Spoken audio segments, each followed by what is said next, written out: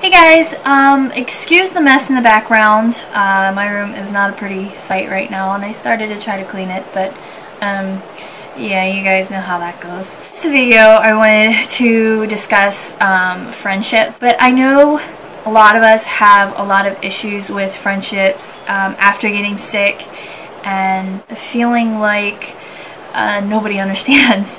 And something that I have noticed a lot is that a lot of times we do kind of feel on the defense. I know I have a lot, where you feel like you automatically have to defend yourself and explain what you're dealing with because people don't understand, and you feel like people are kind of not always the nicest because they don't understand. And when I talk about anybody in this video, it's going to be like completely anonymous because you know, I still love these people, and this isn't at all like gossip video or anything like that. When I first started getting sick, I had problems with my friendships.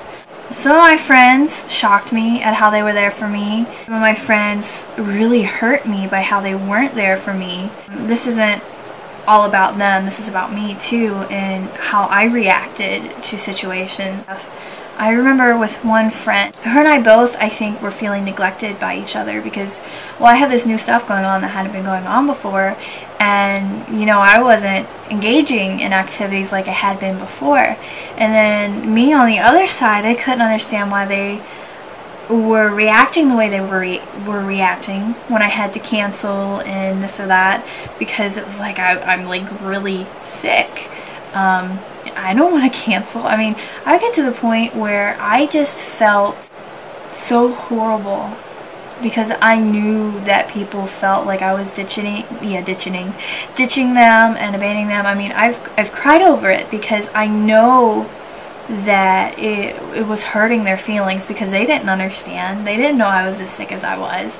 And then on the other hand, really close friends, let's say they were there for me in increments, and then they weren't there for me at another time, that was really devastating for me. And, you know, that's not to say at all that the blame is on them, because it's not, because I still had and have the duty to be a good friend to them as well.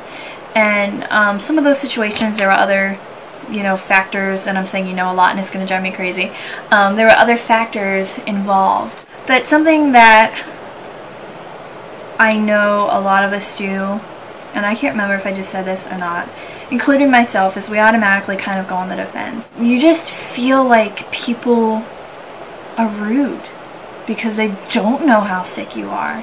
So you automatically feel like you have to put up kind of the guards and say, hey, I am stinking sick. This is what's happening to me. Don't you understand? And then you feel like demanding things of people. I've been there. You know, I can't remember a lot of it because, one, I have really bad brain fog and memory with my dysautonomia, and two, it was such a painful time in my life. I can't remember a lot of it, I think just simply because it was so painful. Me and my mom would fight a lot, and I would instigate a lot of fights because I felt like I wasn't receiving from her what I wanted to receive from her. And there have been family members in my life who have really hurt me because it just wasn't clicking with them. And part of me was just like, well, how can you not see this? And something I need to realize, and that I needed to realize, and that I've realized, you know, I'm getting there, and I'm still saying, you know, a lot, but I'm getting there, is, well, how could they understand? Do they see me when I wake up in the morning and I have vertigo? Or do they see me when I'm up in the middle of the night with stomach problems? Or do they see me when I'm too sick to even walk to the bathroom because I'm so dizzy and my heart's like racing like crazy? Or do they see me when my blood pressure drops and I'm just like really weird? Well, perhaps they don't. And I have a cousin, actually a whole family of cousins, living near me, and they've seen a lot of my sick times, and something I really appreciate about them is there's no, like, okay, you know how some people would know that you're sick and then they would just automatically kind of treat you extra special. And that's not always beneficial. Sometimes you need that, but that's not always beneficial. They don't do that, and I love that they don't do that. But yet, at the same time, Hannah, how are you feeling today? I know you were sick last week, or I know you were sick last night. How are you feeling today? Are you feeling better? Or, oh, here's a chair, sit here. That kind of thing. I love that. They're like, I don't know how they understand so well. And with my friends, when I first started getting sick, I didn't want them to see me sick. One, I didn't really want to have friends over because I felt so ill. I didn't even feel up to having company over. And two, I didn't want them to see me sick. But when you're sick, when you have a chronic illness, you're sick every day. And if you're not sick every day, those days that you're not sick, it's like, yes, it's amazing. At least with my condition, it's that way for a lot of us. And if you don't want people to see you when you're sick, at least for me, then I would hardly ever see anybody. And I finally came to that realization. My friends need to see me sick for two reasons. One, if I don't let people see me when I'm sick, well, I'm never going to get to see anybody. And two, when they can see me sick, then they can kind of start to have an understanding. And that not only helps me, because now I have an understanding friend who is more compassionate for me, but that also helps them, because then they can see that when I cancel or when I do things that I do that don't quite add up, well, I can perhaps spare them of hurt feelings, because now they know what I'm dealing with. I think it's really important not to automatically assume that other people will or even should know what we're going through. Something that I am very ashamed of within myself, my mom has health issues, and I can sometimes be very ununderstanding to her health issues, and that's very selfish of me. And I can, even as a sick person, be ununderstanding to another sick person's health issues in the way that they vary and the way that they can be different from mine.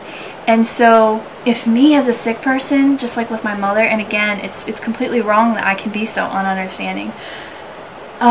If me as a sick person can look at another sick person and be ununderstanding and not get it all the time, then imagine people who are living their everyday lives normally, and you're sick. Imagine how it's like for them trying to understand what we're going through. I mean, that's got to be really difficult. I think it's important for us not to put unrealistic expectations on other people, which I feel that I have done, because how would they understand? Yes, they can look it up, but things can look way different on paper than they look in person. And it's easy to read about symptoms and say, oh, that's kind of nasty, but that's not so bad. But experiencing it is a whole nother thing. Like, sometimes when you read about POTS on paper, it really doesn't look that bad, depending on your source and how in-depth it is.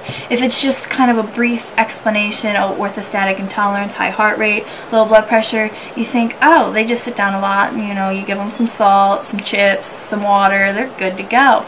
But when you actually experience it, or you live with somebody that experiences it, it's a whole nother story.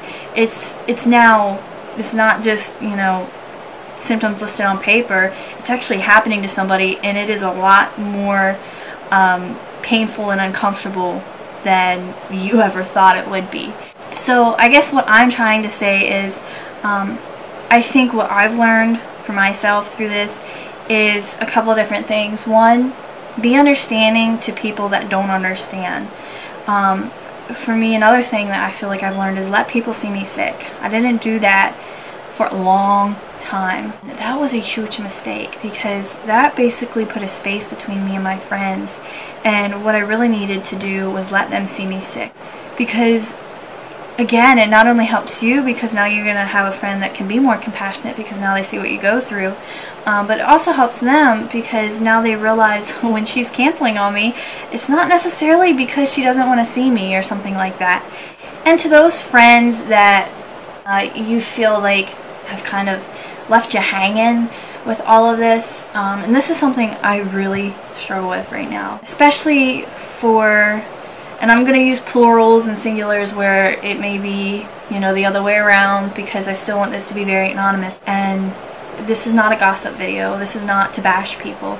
It can be so hurtful when you have friends who leave you hanging, and it's also extremely painful when there were relationships in your life where you really, really wanted to nurture that relationship and really invest in it, but because you were so physically sick and you weren't able to see them in person, that relationship kind of dwindled, not quite away, but you kind of went very far apart. Those are very painful. For me, I've had to learn not to blame myself because circumstances are out of my control. And I think that is so liberating and empowering to realize, because then you don't have to point the blame at anybody. You don't have to point it at that person, and you don't have to point it at yourself, because it's circumstantial. And we don't always have control of our circumstances.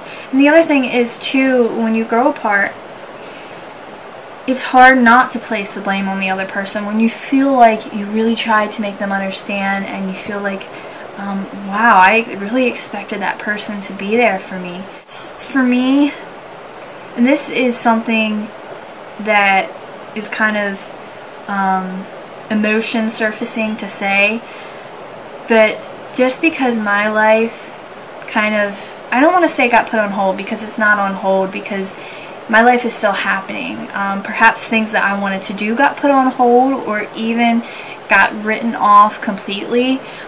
Just because I'm at a place where I can't continue on and do things that I want to do, I can't expect other people to stay back here with me. They still have their life to live, and if their life pulls them farther away from where I am, and in doing that, that creates space in our friendship, it's really okay. And that isn't necessarily wrong for them, because they still have a life to live, just like I have life to live.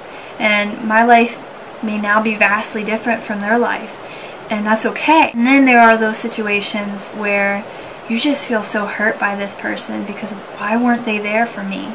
I have situations where it's just a mix of all those kinds of feelings. I think, and again, I'm still in the process of trying to do this and learning how to do this, it is so important to forgive. Not just for that person, but for you, for me, because what does hurt feelings or anger or bitterness accomplish in my life other than to make me miserable? It's dual benefit. It's for the other person, but it's also for you. And something I need to learn to do is say, I forgive you. I'm sorry for the wrong that I did, if that's necessary to do. And to say, while this is very painful, this has happened, and you know what? It's really okay. It's really okay that it happened. It's not the way I wanted it to happen, but that's how it happened. And instead of fighting against it, it's time to accept it and to move on. And that's something that is kind of liberating to say, because it's something that I really need to learn to do.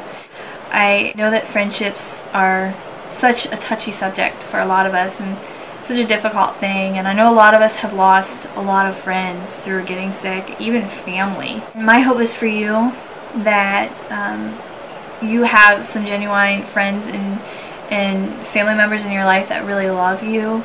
I know that there are more severe cases than my situation and kind of what I've tried to share with you guys, and my heart goes out to those people. And if you're one of them, my heart goes out to you. I encourage you, if you haven't reached out to the POTS and dysautonomia community, or if you are somebody who's struggling with another illness, these videos aren't just for people with POTS and dysautonomia. I encourage you to reach out to people who are also in similar situations as yourself. It can be so helpful to hear other people's stories.